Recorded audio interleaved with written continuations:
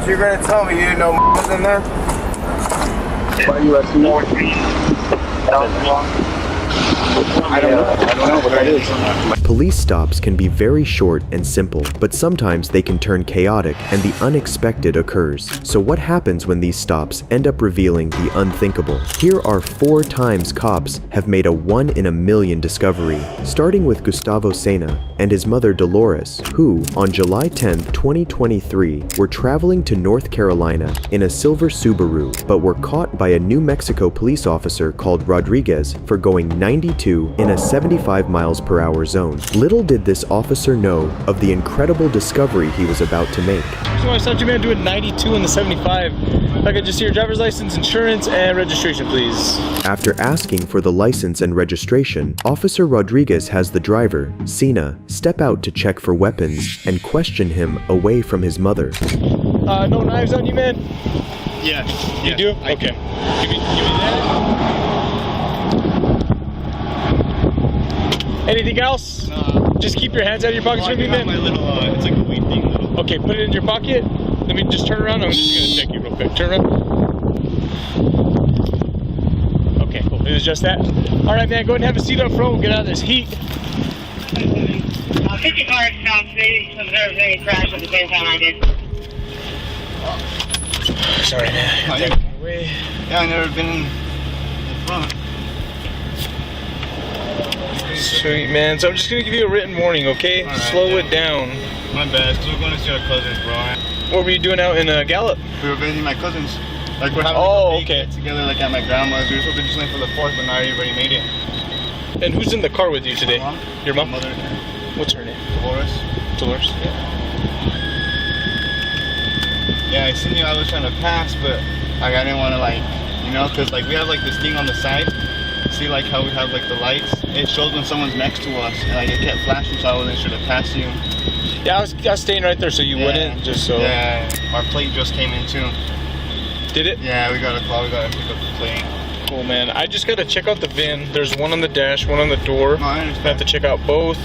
What I'll have you do is step out, hang out right here by my front right tire, and then I'll check this out, come right back, we'll get this pulled out, okay? The officer then questions the mother to corroborate her answers with the answers her son has given. What brings you guys to this part of New Mexico? I'm sorry? Getting away? Nice. Where are you guys headed to now? Rio Rancho. What you guys got going on over there? Nice. Where'd you guys vacation to? How was your weekend? It's good. Can't complain. Where'd you guys vacation to? Huh? In Arizona? In Arizona? Nice. What part? Phoenix? Nice. Ah, that's the real heat out there, huh? Let me say that. I'm so sick. Yeah. If you get behind the wheel, just make sure to slow it down. We've been having a lot of crashes. I'm out here just trying to, so people see me, you know what I mean? Yeah. So take care, okay? Not only do both their answers not match, but Officer Rodriguez notices a faint smell of marijuana from inside the car, which gives him grounds to perform a search of the car, but Sena doesn't seem too happy about it. So before you take off, okay, I gotta address something real quick. So in the car, I'm getting an odor of marijuana, okay? Have you guys been smoking in the car? No way you could smell. Okay. So have you guys had any marijuana in the car? Anyone smoking around it? Okay. Where did you guys stay while you guys were in Gallup? We stayed at a hotel, and my cousin, there's like these trailers. I don't really know their address, but like, so you know, there's the middle exit. Okay. We stayed at the Holiday Inn. Holiday Inn? Holiday Inn, yeah. Okay. And was your mom with you the entire time? She's been with me. She's been with you this entire time? Okay. And you haven't smoked any marijuana? Yeah. Because you just showed me the THC. No, yeah, like, we don't, Cartridge. I was gonna buy a thing, but like, look. Do you see like the thing right there? I don't have a battery to smoke. No, I get it. Yeah. But I'm just saying it smells like that. My mom does have a marijuana card. She has a marijuana card? Yeah, but Okay. there's no way we would have smoked because... Did you guys smoke and then get in the car kind of thing? No, we haven't smoked at all. Okay. And actually, she's not even feeling good. She's not feeling good? Okay. So look, man, I'm a task force officer with Homeland Security, Yeah. okay? So that odor of marijuana gives me probable cause to search a vehicle. And she has a medical marijuana card. So technically, Do you have a medical marijuana No, card? I don't smoke. Like I haven't smoked. I smoked, but like I haven't been able. So just based off that smell, I'm gonna be searching the car. Okay. Alright. Is there anything illegal in the car? No, like what's it called? Like she has a medical marijuana card, so like technically y'all can search, right? I'm sorry. She has a medical marijuana card, so like. So. Yeah. Okay. Yeah. That's Yeah. fine. She has a medical marijuana card, but the car still smells like it, and you're in possession of the car. You know what I mean? Yeah, I know, but like. So. Like I said, I'm gonna search the car. Is there anything illegal in the car? No. Is there any large amounts of U.S. currency? Over like $10,000? No. Is there any firearms in the car? No. Is there any methamphetamine in the car? Is there any heroin in the car? Is there any cocaine in the car? Yeah, go ahead and find Is there any fentanyl in the car? Nothing like that? No other illegal drugs like ecstasy and stuff like that? Pills? No? Okay. Cool, man. What I'm going to have you do is I'm going to have you go probably up to the I-40 sign, the exit 140, the one that says Casino Hotel, and I'll talk to your mom. Unfortunately for Cena, having a medical marijuana card wouldn't hinder the search of the car. Having denied possession of illegal drugs or weapons, Cena and Dolores wait outside their car, getting restless by the minute as the officer performs a quick search. Searching the vehicle. I don't need permission. Like I was explaining to you, I have probable cause to search the vehicle.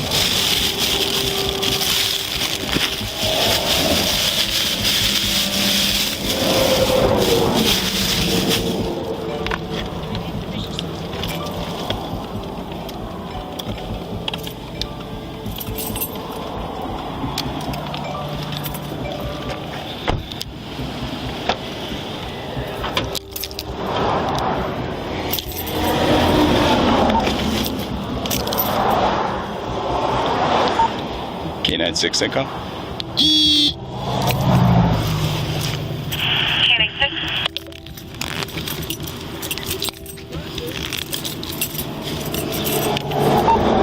Ten-4, can you get me another unit? I'm going to be searching this vehicle off a PC search.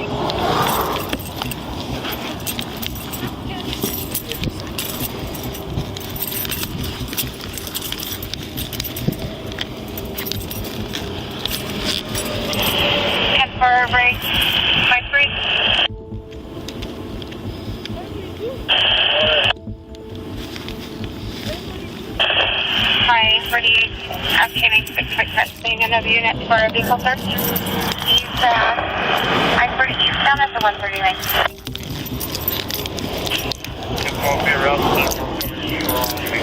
Stay back over there, buddy. Stay back over there. Stay back over there. I'm sorry? No, I don't. No, I don't. No, I don't.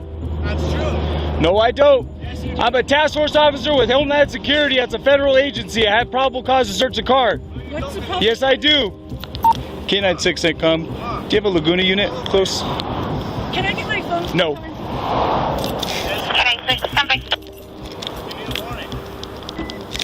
If you come any closer, you're going to be putting handcuffs. Do you understand? Go back to that sign, and I need you to go to the fence, okay? I know I do. Yeah, they need a warrant. Call the player. They need a warrant. Go to the 140 sign. You need a warrant. Okay. I don't have my phone. You need a warrant. As soon as the officer seems to have found something, Cena steps in. The mother-son duo tells the officer he needs a warrant to search their car, even though he specified that he didn't. While waiting for backup, Officer Rodriguez diffuses the situation by calmly talking to Dolores, who claims she's on her way back home from her abusive boyfriend's place. Look, if there's anything in the car, I can help you guys out.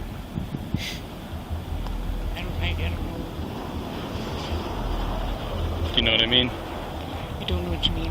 Like, what do you mean?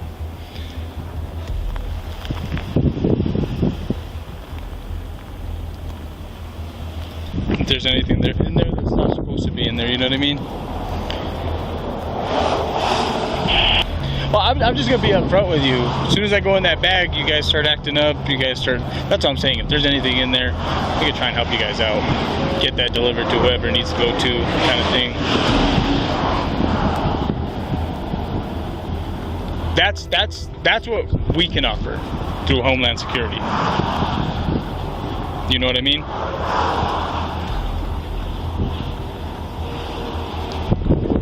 That's the kind of thing we can offer to you guys to help you guys out. I'm not saying he does or he doesn't have any vehicle, but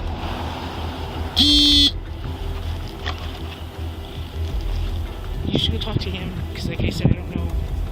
Playing dumb wasn't the best choice in this situation. Sena, however, stands up to Officer Rodriguez, claiming to know his rights. By this point, Sena knows he's been caught, and his behavior only reflects that further. I work with Homeland Security. We can help you if you're willing to do that. So if I just give you the weed, will it be alright? Okay? So if you have something in there that needs to be delivered to somebody, we can help you get that delivered to them. What do you mean? To help you out. Like, what do you Because explain the way it is right now, whatever you have in there, you're not looking at state charges, man. You're looking at federal charges. So, like I said, I'm not trying to lie to you. I'm not messing with you. I showed you my credentials. Homeland Security. What do you mean you'll help me deliver it to them? That means we'll do a controlled delivery. We'll deliver it to them. Okay, we'll give them fake stuff and we'll take those guys down. We don't want you, man. We want the bigger guys on the chain. That's what we want. I get it, man. I'm not judging you. I'm not doing anything to you, okay, man? I get it. You're probably in a rough spot. You got to do something. So let's get it to where it needs to go. That's something we need to talk to HSI about. But what's in the car, man? It's weed. Weed and what? Like, bro, you need a warrant for the bags. I don't, man. I You don't. do. I have a lawyer. I know don't. my rights. I know don't. my rights. I really don't, man. And I'm not messing with you. No, I know Any my federal authority, any federal agency, they smell weed and it's Can we boom, talk they all around search. together? No, we're not doing that. Okay. Is there anything else? No, you cannot search the vehicle. Okay. Because the bags are locked. I know my rights. That's not how it works, I man. know the rights, bro. That's not how it works. I If know I the if I rights. smell it, that's probable cause to search the car as But if is. she has a medical marijuana card, you cannot search it even if you smell Okay. it. So look, man, I'm gonna search it. You try interrupting, you're gonna go in cuffs. The officer knows there's more than just weed in the car. He knows Sena is scared of being caught, and to the shock of everyone, Sena does what any scared kid would do in this situation: turn to his mom. Talk about the controlled buy. I've never done it before. So look, let me go take a look at the car, then we'll go from there. Oh, can we all talk to my mom together? Can we talk to my mom together, please? Hold on. Please, bro. There's more in there. I know there's more than just weed. Bro, no. Okay. You need a warrant for the bag. So look, you're making me uncomfortable, dude. No, I'm uncomfortable myself. Okay. So I could get an agent on the phone if you want to talk to them. But what's in the car, dude? Just be honest. I'm going to search it. Whether you try and mess with me after the fact and you go in handcuffs and it doesn't work out for you and you end up just getting the federal charges and not helping out, it's up to you. Mom, what should I do? I need to ask her. Okay? I talk to my mom about Okay, do me 1 second. Turn around. Alright, fine, I'll do the controlled buy. Turn around. I'm just going to get the THC thing out of your pocket.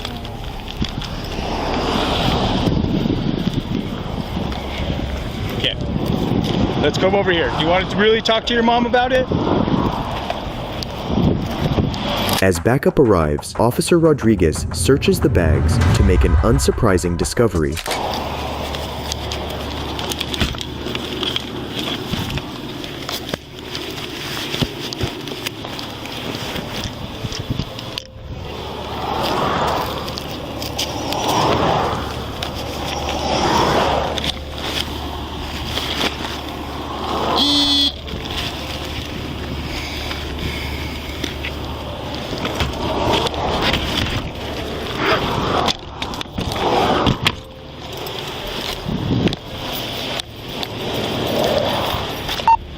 K96, I come.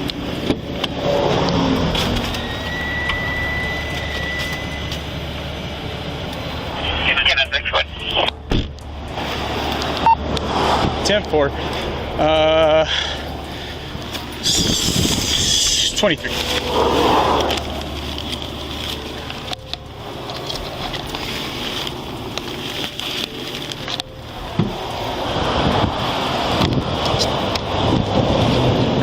And this is when realization finally hits the duo as they break down while comforting each other. Officer Rodriguez tries to get them to comply with his orders, explaining how it would be beneficial if they both helped the police in catching their boss. Like I was telling you, Mr. Senna. I get it, man. I'm not judging you, okay? We want to make sure that we get the bigger guy on the chain. Okay? You helping, I'm not saying it erases everything, okay? I'm being very clear on that. But it's going to be beneficial to you in the long run. Because right now, with that amount, it's not good for you guys solely, okay? Officer Rodriguez had also noticed a tracker on the vehicle, which meant that the traffic stop was being tracked. After orders from Homeland Security investigation, Rodriguez has the duo handcuffed and drives the car to the nearest casino to make a discovery he hadn't quite expected. A whopping 160,000 fentanyl pills, a kilogram of heroin, 2 Glocks, and a jar of marijuana were seized from the car. Later, it was revealed that Cena and his mother were offered $20,000 to transport it from Glendale, Arizona to Santa Fe. The duo were transported to HSI for processing. I currently don't have the actual federal charges they are facing, but subscribe and I'll make sure to update you once I have them. Remember guys, never commit a misdemeanor while you're committing a felony. But if you thought Incredible Discoveries stops here, that's because you don't know the case of Stephen Cox and Scott Green. On April 17, 2019, Arkansas State Trooper Christopher Short initiated a traffic stop of an SUV with passengers, Stephen Cox and Scott Green, as he believed they had been following a black pickup too closely. Little did he know, he was about to make the most important discovery of his career. How y'all doing? I'm Trooper Short, State Police. We just stopped you back. He's following that vehicle in front of the truck a little bit closer when he was exiting right there. Just get the driver's license? Sure. Right here, come back with me, have a seat real quick, and I'll get you here in just a second, okay? Yeah, just come on back with me. Yeah, come back here with me. Trooper Short noticed that the two men looked nervous and assured them he wasn't going to write up a ticket. When questioned about their line of work, Green said they worked in fugitive recovery. Not only that, Trooper Short also noticed that the car was a rental and asked for the paperwork. Short then asked Green to accompany him back to the patrol car and chats with both men separately to check if they have their stories straight. How long ago was that there for? Like 3 days. What's the guy's name you going after? Well, there's actually, there was two guys that were going after this guy, Derek Colombo. Oh, bad guy. He's a piece of work, man. Really? Like a stalker, like just burning down like his ex-girlfriend's door, like all kinds of just bad. Wow. Crazy. Sounds like it. Plenty of those people around. I got buddies that are in the bail business around here and stuff. They chase people all over the place. Oh yeah? Yeah. Yeah, I've actually spent quite a bit of time back here, like in Arkansas and Oklahoma. When I was younger, yeah. Because I went to school at Markhoma, Tahlequah. Oh yeah? Yeah. So, when I was in high school. What's the name of it? Markhoma. It's no longer though. I was gonna say I went to Northeastern State up there in Tahlequah. Oh, no kidding, really? Yeah, I got my degree up there. Wow. For anything or nothing like that. Like 20 years ago, I was in trouble because my friend let me use a car and actually I got joyriding. But that was like 20 years ago. Was it? Okay. Yeah. 17 years ago. 23. But I got you out of California, wasn't ready.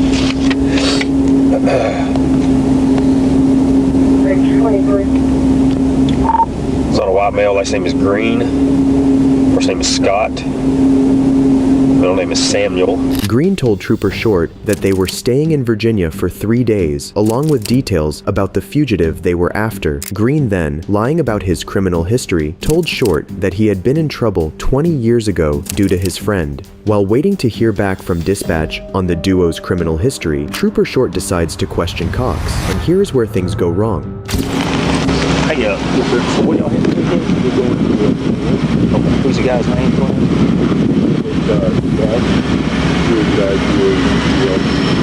He's supposed to be there until last time. Is it? Well, we got 6 months.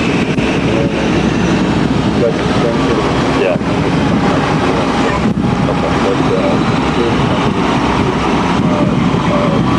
But, Yeah.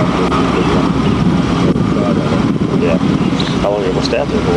What's that? How long are you going to stay for? We're going to go and check a couple of dresses and if not, go back home. Come right back? How y'all get back? This is a one-way? Yeah, we're going to fly back. Oh, y'all, okay. Because if we there, then we'll take over from that. I see. So y'all just got to find Yeah, it. we're not going to sound like we're going to take it and come down the plane. You ever been in trouble for anything like that? I did a DUI in 2007. Most people have, so. Alright, man, hang tight, okay. Cox's answers did not match with Green's, as he said they'd been in Virginia for one day and couldn't remember the name of the fugitive they were allegedly after. Cox, however, admitted to a DUI charge, but neither of them ever mentioned a previous drug charge. After getting consent from both Green and Cox, Trooper Short searches the vehicle and makes the most shocking discovery of his career. Real quick, make sure I don't care, no. Why not? Alright, we'll have you guys just jump out and just stand up in front of your vehicle there, and I'll get y'all here shortly.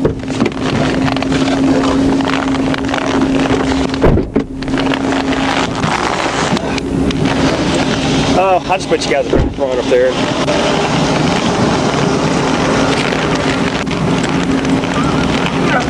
Yeah, y'all just, he's gonna let me search you guys' vehicle real quick, and I'll get you guys out here in just a second, okay? Yeah, y'all can just hang right up there if you want. Oh, yeah.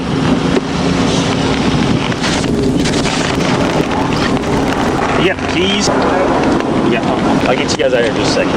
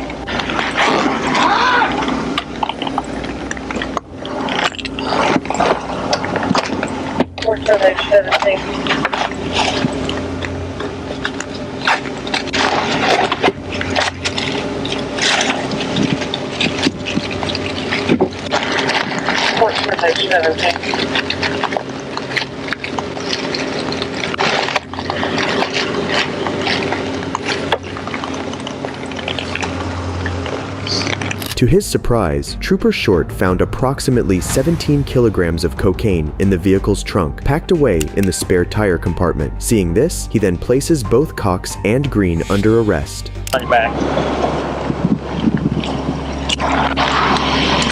Thanks, 3110. While being read his Miranda rights, Green asks, "What for?" As Short shows him the finding, he claims to not know what it was.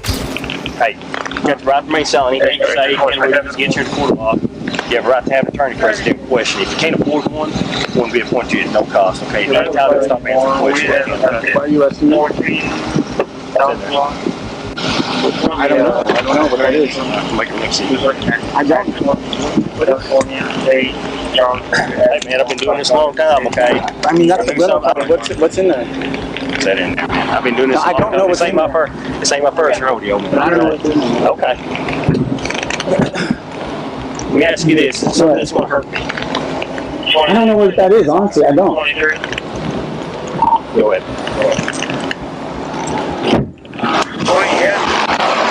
Despite keeping a straight face throughout, the duo seemed nervous throughout the encounter. They really thought they could get away with it all, just because they were professionally dressed and exhibited a calm demeanor. Stephen Cox was finally sentenced to 10 years in federal prison, followed by 5 years of supervised release on account of possession with intent to distribute more than 5 kilograms of cocaine. Scott Green was sentenced to 4 years in prison, followed by 3 years of supervised release on the same count. But if you thought illegal substances were the only thing cops can sometimes find, well, that's because you don't know the incredible case of Michael Mitchell. The guy that gave him permission to use the car, his mama reported him missing. I popped the trunk, saw her just a dead body in the trunk. On a seemingly normal afternoon, on July 29, 2020, a police officer from Louisiana pulled over a Chevrolet Camaro that was going 73 miles per hour in a 55 miles per hour zone. Little did this officer know of the gruesome, harrowing, and disturbing discovery he was about to make. Hey, step back here with me, man. How are you? Hey, good afternoon. I'm Trooper Nielsen, Louisiana State Police. The reason why I stopped you was for speeding. You know how fast you're going? No, sir. 73 and a 55, so it's 18 over the limit. Do you have your driver's license? No, sir. Do you have a driver's license? No, sir. And why are you driving? I was just Okay. going home. Do you have any weapons on you? No, sir. It's okay. I was just asking. What's your name, man? Michael. This is Michael Mitchell Jr., an 18-year-old who at first sight might seem like a relatively normal teen, but as we'll see later, he's hiding something more sinister than what he appears. Is anybody with you? No, sir. It's just me. You have insurance? All right, show me your insurance. Whose car is this, man? Your big brother's? Michael tells the officer that the car belongs to his big brother, but the officer doesn't buy it. He's aware of how nervous Michael is, avoiding eye contact, not being able to respond quickly to simple questions, and hugging himself with his arms on his chest. To make matters worse, once Michael opens the car, the officer immediately smells marijuana, which slowly starts to increase his suspicions about him. Do you have an ID? You have any ID? Is there any weed in the car, man? Don't stop. Step here. When asked for his ID, Michael not only avoids eye contact again, but he also pretends not to have heard the officer and keeps looking for his insurance papers. It is here when the officer confronts him for the first time. Step out here. Step up here. Is there any weed in the car? Yes or no? Just a doobie in the ashtray, like. Okay. Other than that, there's anything else? Dizzy. All right. You be honest with me, I'll be honest with you. I ain't looking for no roach. You hear me? Yes, sir. Is there anything else in there? Dizzy. I promise. Okay, it's in the ashtray? In that Yes. cup thing? Yes, sir. Anything else? Dizzy. Okay. When did you puff last? This was Be like honest. Because I'm a drug recognition expert. about an hour ago. Okay. Okay, I'm gonna look at you. At this point in the stop, the officer hasn't done much but question Michael, mainly trying to find out whether or not he has marijuana, but to his absolute dismay, marijuana is going to be nothing compared to what unfolds later on in the video. Okay. Where's home? What's your address? I got him. No, stop. Come here. Where do you live? It's easy. It's easy to answer this. Where do you live? You don't know how to drive to your house? I was coming from there, how I got lost. When Michael can't give his address, the officer knows something is up. Not long after this, the officer requests permission from Michael to search his car in a bid to find marijuana. Can I take a look in your car? Yes or no? Yes, sir. Yes. Okay. Having granted permission to the officer to look at his car, Michael has already signed his entrance to prison. If we pause here, we can see that there is not one, but 3 bullet holes on the side of the car, something the officer notes and immediately addresses with Michael. When did all this happen? When did all that happen? That happened. When? My brother, he said it How long ago? happened, Days? Yeah, it was like. Okay, come back. Just leave this here. Come back here. Just stay right here in front of my car. After being unable to provide a proper answer to such a discovery, Michael is told to go and stand next to the officer's car, but if you paid close attention, you will see that when the officer commanded him, Michael raised his hands, assuming he was being put under arrest, to immediately put the arms back down. This, which went overseen by the officer, is one of the many proofs looking back at this footage, showing how extremely anxious and nervous Michael was all of this time. The officer then decides to call the police station and run the car's registration number to find out whether or not it has been involved in anything in the days prior. I'm a mile north on LA 17 over here north of Winsboro, on just north of LA 4, and I got this car speeding 73 and a 55. It's a black and orange Camaro, and it's got like 3 bullet holes in the left side of it. In that Camaro, that little triangle window right behind the driver door, and right in the door jamb there's a round, and there's like 2 right behind that. And he said he thinks his brother said his car was in something 2 nights ago. Now he says he lives in Winsboro, but he's got a Richwood address, and the car comes back out of Monroe, and he's got this he's got a GPS thing put in, but he don't even know the address, so he's lying about a bunch of junk. So I was just gonna check y'all aren't working anything up. But regardless of all of this information, the officer didn't have anything tangible to put him under arrest yet, and it is here when something absolutely incredible happens.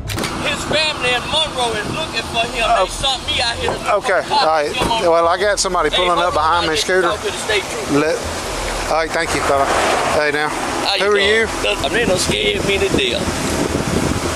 Well, how are y'all here? Cause my people from Monroe, that's him on the phone. What do you mean they were looking for him? They looking for him. The car missing. Hey. Okay, give me the phone. This random old man comes out of nowhere and yells at the officer, telling him that Michael's family was looking for him on Monroe, and he was on a call with a person who wanted to find him. The person they are looking for, Michael Robinson, the owner of the car, had been missing for days, and his mom was frantically looking for him everywhere. It is here when the officer decides to confront Michael yet again, so he tells him the truth of who he is and why he has Michael's car. You got plaits in your head? No, sir. Okay. Where do you live? Be honest to me. Monroe? Yes, sir. Richwood? Yes, You don't live in Winsboro? No, sir. Why would you try to bluff me on that? Why would you lie to me on that? Because I already knew that before this guy said something. What's up? Talk to me. You better stop lying to me right now, or you're going to be in jail. I'm just going to my sister's house. To your sister's? So when I kept asking you where you live, you don't even know because this ain't even your house. After being confronted by the officer, Michael's facial expression and body language express extreme nervousness and anxiety. He pretends to tell the truth and becomes slightly more respectful, but calling the officer sir doesn't help if he knows you are lying. Who took the car? Who took that car from whoever it belonged to? He gave me permission for the car. Mike gave you permission to drive this car? Yes, sir. Who gave him permission? This is what.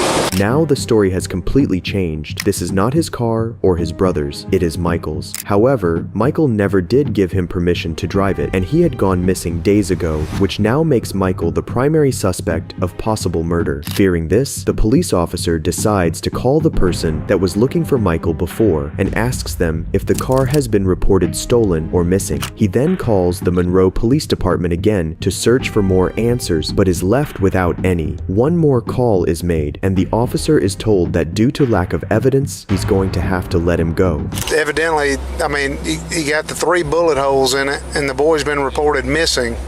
Do we need to do anything with specific with the car? Like,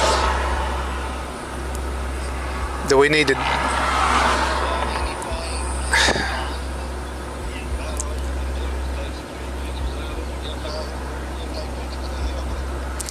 trap. Okay, man. I just don't want something bad to come back on this with me letting it go.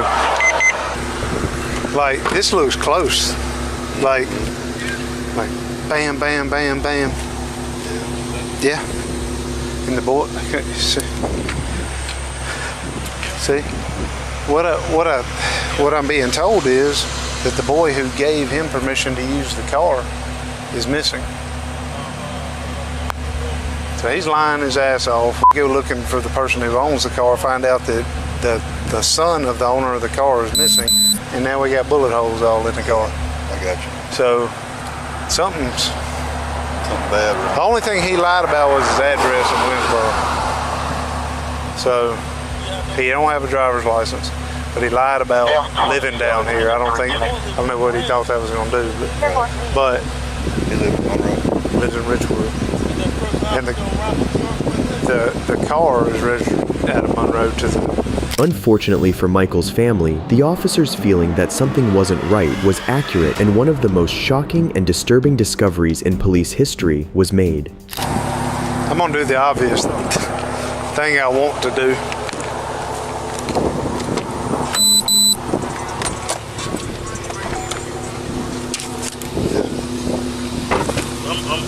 Hey. Yep. Put your hands up. Put your hands up. Put your hands up. Just as he opens it, the officer realizes that 23-year-old Michael Robinson Jr.'s dead body had been lying on the trunk of the car all of this time and was luckily found by him just right before leaving the scene. Immediately after he finds out, Michael becomes the main suspect in the murder and is put under arrest without hesitation. Put your hand behind your back. Put your hands behind your back. Don't move. Do you understand? Don't move.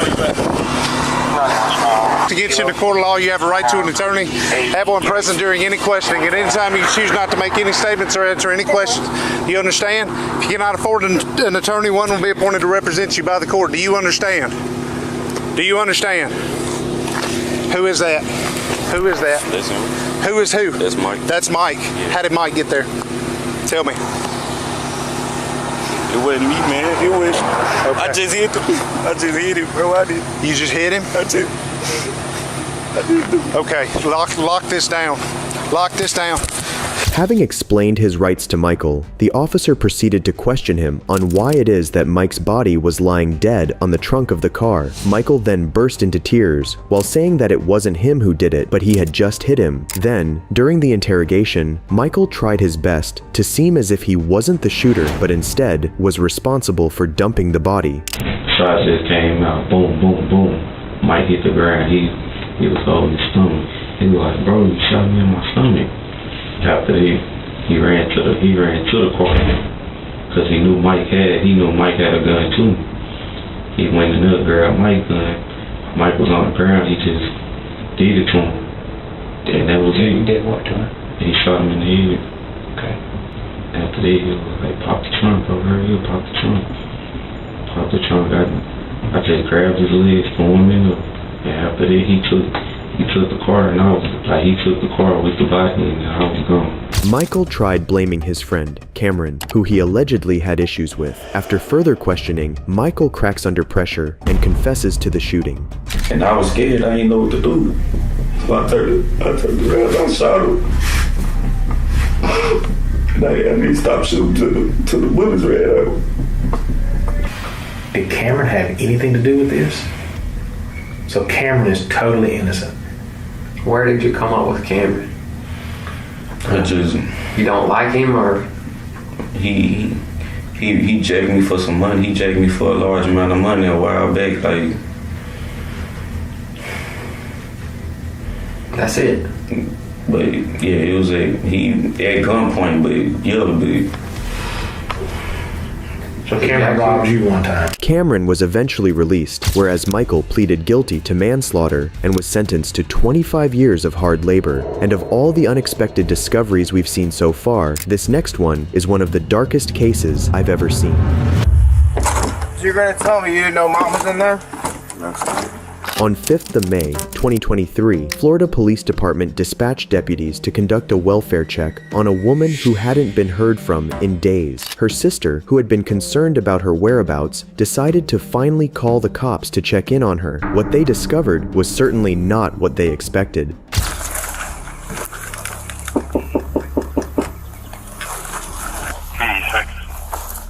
Did it smell when you went up to the door?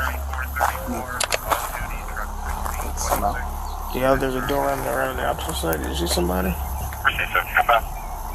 The investigation starts when the officers knock on the woman's house, but get no response. As they're inspecting, one of the officers notices a tent at the back of the house. The other side reeks bad.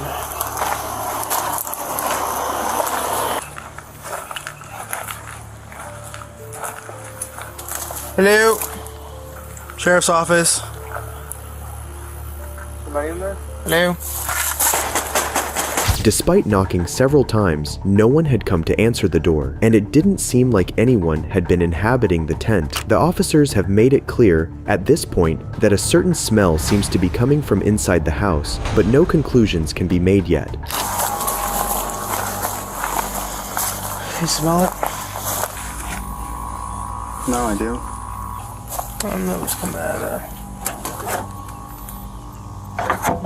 Just ask the neighbors, I guess, if they see anybody. There's that reeks right there, right? A little bit. They even checked the trash cans to see if the smell had been coming from them. Seeing no major activity in the house, their next resolve was to talk to the neighbors to see if anyone had seen the woman. How you doing? Hey, doing good. How are you? All right, brother. Have you seen Lainey recently? The girl? Yeah, next door neighbor. Just the guys over there. When's the last time you seen them? Him, he usually walks up and down the road, but her, I haven't seen her in a while. How long would a while be? Days, months? Day or two. Couple days. Three Yeah. 3 days or something like that. When's the last time you seen the boys? Yesterday. Okay, so nobody today. Mm-mm. Have you heard any fighting, anything in the last 2 days? Any When's the loud last time you commotion? seen her? I know it would be not abnormal for you to hear yelling and screaming coming from over there. So. No. Nothing.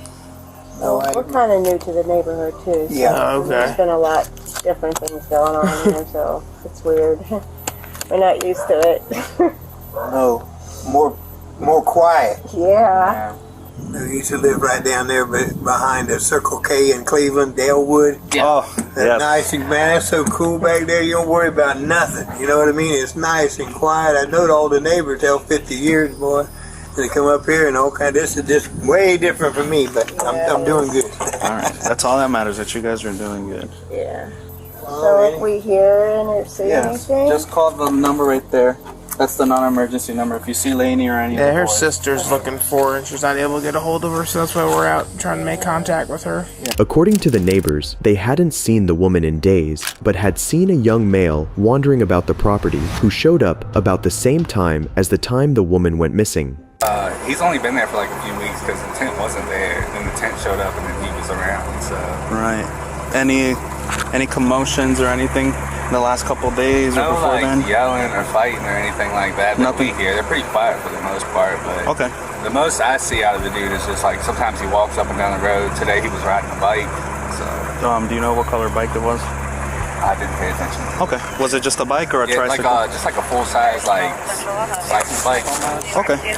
The officers do not give up and come back to inspect the house. They find an AC running, indicating someone had been living there recently. One of the officers even grabs a chair to see inside the house, but couldn't see much due to furniture blocking the view. It ain't supposed to be pushed. It wouldn't take much, I would. I mean, I could make an open door. There's a door on each side of the house, so everything is just like propped up with something that's like ready to fall down. What do you see, Jose? No. Nothing. The kitchen's over there. So, but I can't. The officers then check neighboring hospitals for any news of a woman admitted by that name. However, not finding anybody, they soon return to the house to continue looking. As they arrive, they notice the woman's son walking out the door. Did you hear us knocking before? Were you knocked out? No, I was sleeping in there. I'm glad you woke up because you're about to come inside. We're looking for Mom. Have you seen her? She's not around right now. Do you know where she's at? Sister's asking for her. She's not in any trouble or anything like that. When was the last time you saw her? To her? A few days ago. Where'd she go? She just went to the store. Said she'd be back in a little while.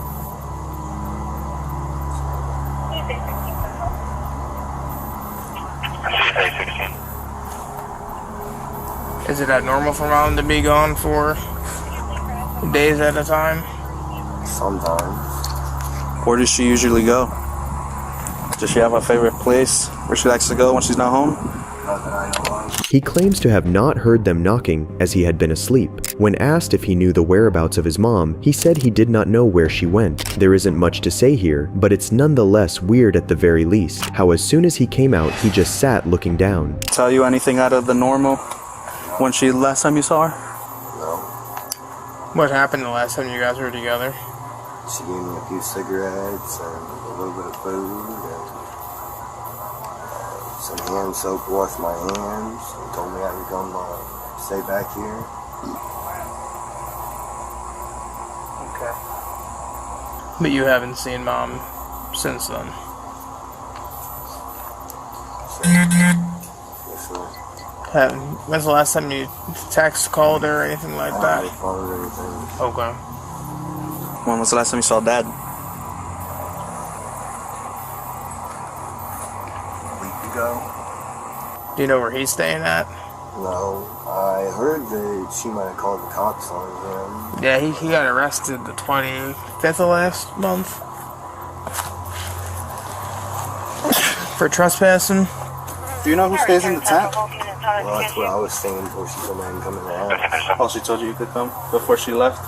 Yeah. The man's behavior shows disregard for his mom's disappearance. The officers too have noticed unusual signs in his behavior, especially because one is typically expected to show concern, worry, or anxiety if you're told that your mom hasn't been seen for days. The officers then ask if they can go inside and inspect the house. Would it be alright if they just went inside to make sure she's not in there? It's not my house. Huh? I can't tell you no. Okay. Business. But you stay here and it's your mom's house? Yes, sir. And we're looking for Mom, so we just want to make sure Mom's not stowed away in a closet or something. Dad didn't come back and retaliate for getting arrested or something like that.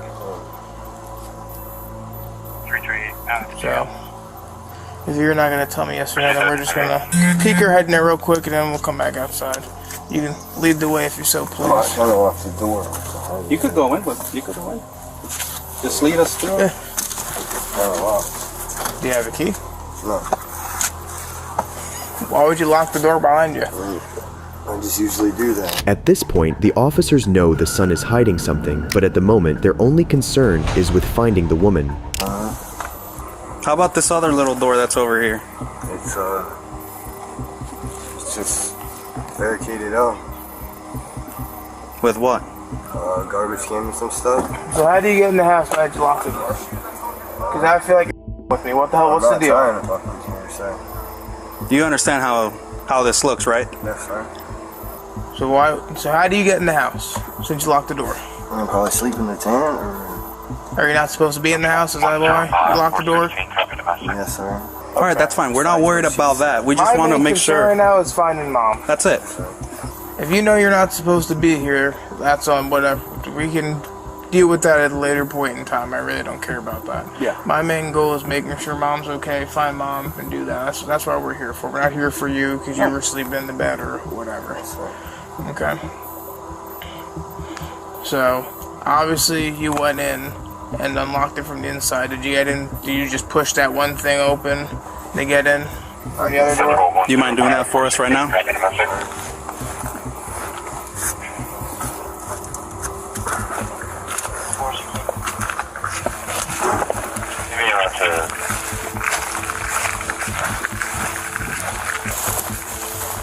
You mean that I believe it was to the intersection Duncan in Washington Loop Road.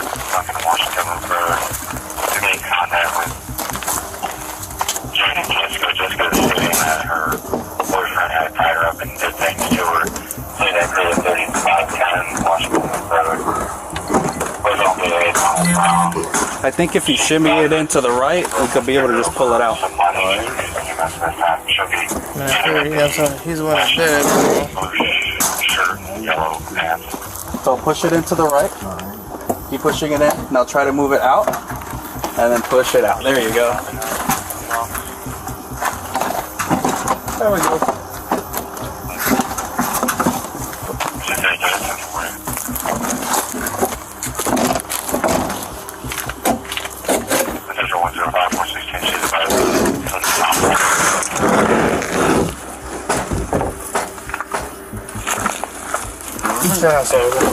The man takes them to the other side of the house and takes the broken door aside. An officer goes in to check, while the other officer keeps an eye on the son, who instead of guiding the officers inside, just sits down on a chair, knowing what's going to happen.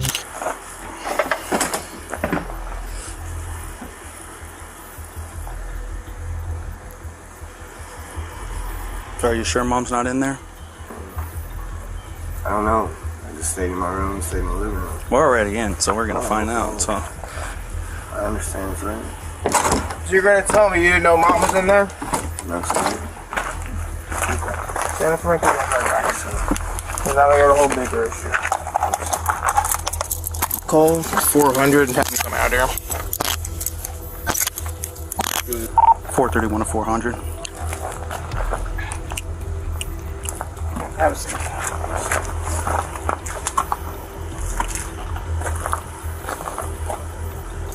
$417 400.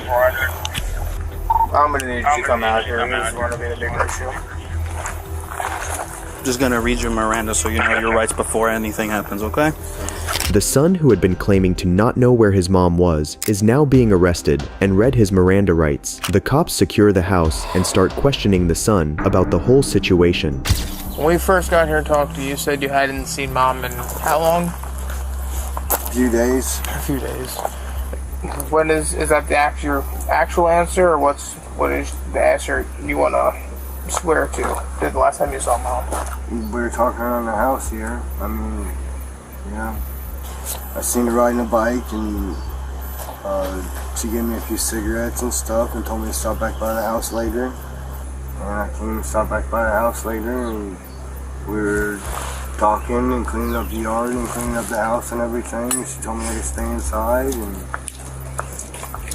that was a few days ago. But you said that wasn't the truth, that you weren't supposed to be staying inside. No. Yes, when we talked to you over there, I said you're not supposed to be here. That's so. No contact order. Okay. I believe. Do you know if it's still active or no? No, sir. Okay. I imagine it might. I don't know for sure. I figured if she told me I could come and stay with her, and I don't know. Okay. What is there no contact order between you and mom for? We got into the dispute. She said I slapped her, I punched her. So battery? Yes, sir. Okay, domestic stuff. Here we find out that the son actually had a restraining order for battery against his mother, which only makes him more suspicious of being the murderer. What is weird in his story, though, is the fact that he didn't call 911 to notify that his mother was deceased, incriminating him even further. Notice anything different while you've been staying here? 70070 Equine Boulevard, 70070 Equine Boulevard, Process Millican, make contact with complaint reference. Did that not raise any alarm to you? Not heard from her in a couple months. Little. Did you go and check? I mean, I did kind of look in there. Let's see, I guess I should have, I don't have a cell phone or anything, I should have probably said something. So you saw her in the position that she's currently in now? Yes, sir. So why did you tell us that mom wasn't there? Yes. You know better than me. I wasn't the one that did it, so. Yes, sir. Because I smelt her before you ever even came outside, and you're telling me mom's not in there, and you know damn well that she was in there. Yes, sir. And you're lying to me. So why wouldn't you just tell us the truth? We told you from the beginning we weren't there for you. We just wanted to make sure mom was good. Yeah. That's all. So what prompted you to lie to us? Sorry. And you, when you went in there and checked on her 2 days ago, did you know that she was deceased? I couldn't say so. I wouldn't say no. Okay, but was it apparently obvious to you that somebody smelling like that wouldn't be somebody who was? Okay. Yes, so why didn't you call law enforcement when you found her deceased? You don't know? Okay. Any idea why she is deceased? No, sir. What could have happened? No, sir. The man was finally sentenced to 63 days in jail for failing to report death to medical examiner and received time served. He has several prior arrests for problems with drugs and has been arrested for violence against his mom a couple of times in this county. Also, arrested for grabbing a little girl by the hair while she playing, and he likes to look in people's windows. So far as of today, he has not been arrested for her death. The autopsy report was filed as a part of discovery, but it is confidential, so I can't know why she passed away. If you like this video, watch this one, and don't forget to subscribe. Goodbye.